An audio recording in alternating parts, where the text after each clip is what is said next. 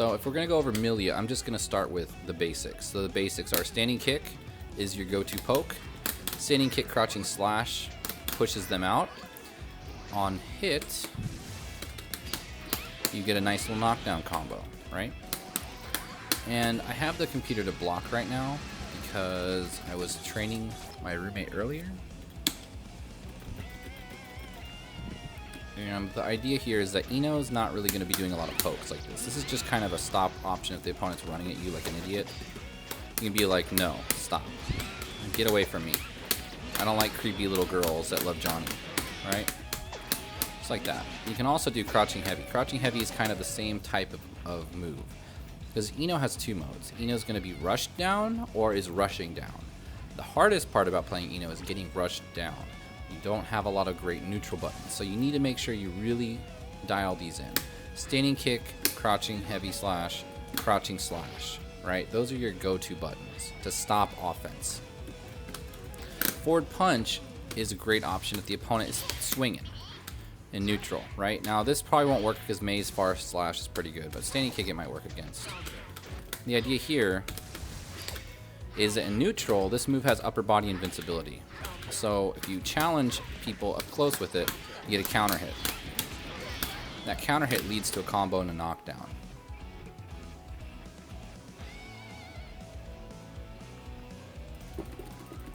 Don't worry, you guys can always tune in if you missed the beginning of the stream. You can always watch the replays. I try to segment the stream up in bursts so that you kind of can watch one section of it and you won't miss out too much. So, evening, Scarclaw. Hey, shoutouts to all the subs in the chat right now. Thank you guys so much. As always, I want to see some fucking hands.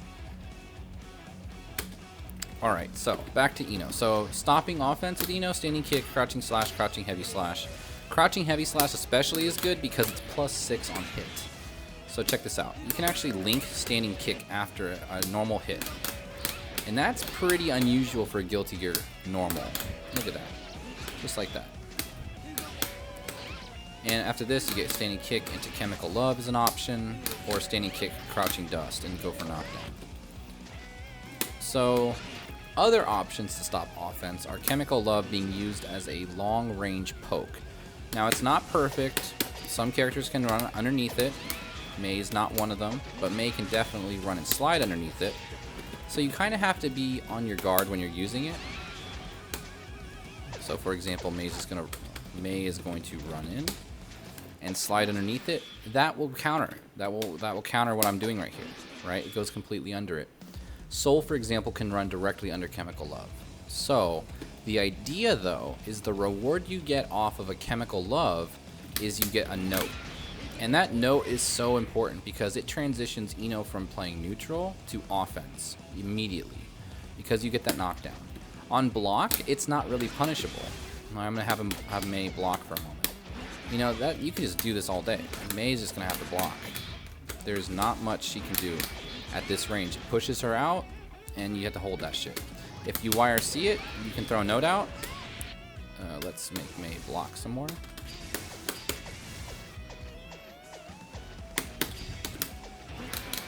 Look at that. 2 of those, she's full screen. Alright, here's the thing. Ino is good when she's on the neutral situation, when she's at full screen, or about this range right here. Because at this range right here, she has strong buttons that fill up large portions of the screen. Crouching slash, Chemical Love. She has a dive, and she has a note. And the note needs time to power up. The further away you are from the opponent when the longer it travels, the more hits it does. So at full screen, it's going to do 5 hits, right? From about 1 backdash away, it's going to do 2 hits. And you want to get 3 hits. 3 hits is optimal, but 4 hits is better, and of course 5 is the best, because 5 will let you get from full screen immediately. So if Mei is going to block, you get your mix-up, right? The moment that they block that note, it's your turn. You can do whatever you want. You can do 4 overheads, you can do 50 overheads, you can dash in 50 times like this. You can do whatever you want. And this is where Ino shines. She's an offense blitzkrieg character that just stays in, doesn't get away, and controls this portion of the screen. So, your goal, get this. Get that, you're good to go. Now you can play. If you're being rushed down, standing kick, crouching heavy, crouching slash, your goal is a knockdown. So you can do crouching kick, crouching slash, crouching dust. You can do standing kick, crouching dust. You can do crouching heavy, stroke the big tree, crouching dust. You have a lot of options to just get that knockdown. My favorite though is definitely Chemical Love. Chemical Love into Air Note, because there's actually two versions of Note. Ground Note is very slow and it speeds up. Air Note is much faster. It travels across the screen faster. So Air Note is better far range. Ground Note is better close range if you're trying to get additional hits. And someone asked just now, what's a good anti-air for Ino? So your best anti-air is going to be forward punch. Just like that. And you can just do a nice simple combo. That's not an optimal combo, but that's a decent one. The other options are 5P. But as you can see, 5P, it loses to certain attacks.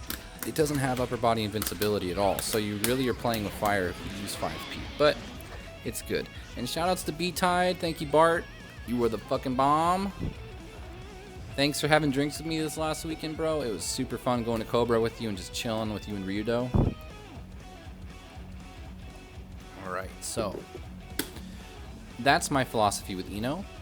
If that helps you, Felipe, let me know. I'd love to give you more detailed advice, but I didn't see anything else in the chat. And also, let me just show you air throws real quick. Ino has a really good air throw range. Now, you can look at my inputs on this. Right? I jump and I just grab. I just know how to do it because I've been playing so long, right? Look at this. That's her range on air throw. Super far. It's instant, 1 frame. But if you fuck up, alright, if you fuck up going for that counter or that throw, you're going to get counter hit. So air throws are kind of a high risk, high reward option. Most of the time, at least, I try to do them because I've been playing for a really long time and I kind of know the angles and when an air throw is going to be better than a forward punch. And honestly, I just kind of like going for air throws. There's a lot of attacks in the game that you can air throw. It's just kind of fun to push yourself and see what you can come up with.